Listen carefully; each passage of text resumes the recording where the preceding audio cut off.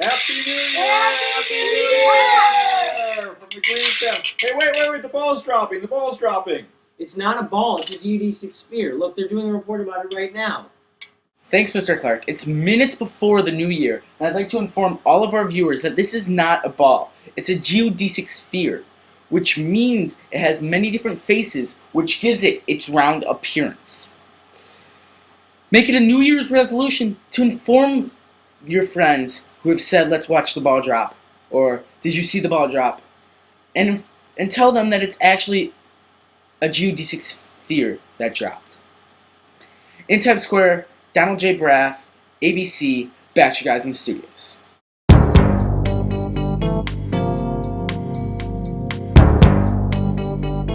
Hi, I'm Michael Hirsch. And I'm Adam Green. We're here in Disney's Epcot theme park in Orlando, Florida. Home to one of the most famous geodesic spheres in the world. We're here to give you information about the geodesic dome. The first geodesic structure was built by German engineer Walter Bauersfeld shortly after World War I. Bauersfeld was the chief engineer of the Carl Zeiss Optical Company. He wanted to build the dome for his new planetarium projector. About 30 years after Bauerfeld, R. Buckminster Fuller further investigated the subject and renamed the dome geodesic, after numerous field experiments in the late 1940s. The U.S. later honored him with this postal stamp. Geodesic domes are platonic solids. A platonic solid is a convex polyhedron that is regular.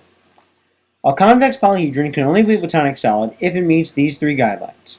1. All faces are convex regular polygons. 2. The faces don't intersect in any location except for the edges, which are congruent.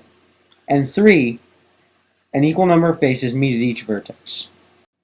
Geodesic domes are regular platonic solids whose faces form equilateral polygons. This will make all the polygons formed by the faces of the geodesic dome congruent. Hey, Tammy, do you realize that this is a geodesic dome? Yeah, the Green family told me about this because they said they watched a report on geodesic domes on New Year's Eve. I like this and all, but I don't get why there's pentagons and triangles in this lovely shape. Well, it turns out that this is a special type of geodesic dome. It's called the dual, which means that there's two different shapes in it. However, all of the triangles in here, as you see in here, are congruent, and all the pentagons are congruent. And as you see, as in all geodesic domes, all the edges are still congruent, which still makes it a geodesic dome. Hey folks, it's me again. So I know this material is very complicated and hard to explain, but today we got an expert here to help us explain it. Someone who's had a lot of experience working with this material. Ladies and gentlemen, Dr. Griffin Peterson. Thank you, Mr. Green. So, Dr. Peterson, I understand that even though this material seems very hard to explain and complicated, it can actually be solved by a very simple mathematical formula. That is correct, Adam. There's the very simple equation is vertices minus edges plus faces equals 2. Really? So that's a very simple algebraic equation that can be solved by any 6th grader? Precisely, Adam. Well, thank you for that interview, Dr. Peterson. Anytime, Mr. Green. Hey, it's Michael again. Geodesic domes and geodesic spheres come in many different frequencies. With a higher frequency, each face of the geodesic dome is divided up into smaller polygons. With a higher frequency, the rounder the geodesic dome appears. This picture is one face of a geodesic dome with a frequency of 1. As you can see, the face looks totally triangular and not spherical at all.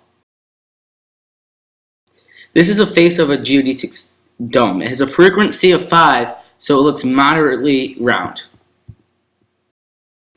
This picture is one face of a geodesic dome with a frequency of 10. It looks very spherical. No matter what frequency the dome has, every polygon that is formed will be similar.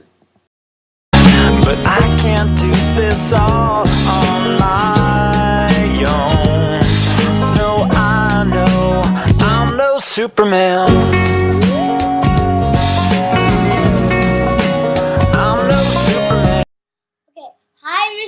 Stucky. I hope you enjoyed this presentation.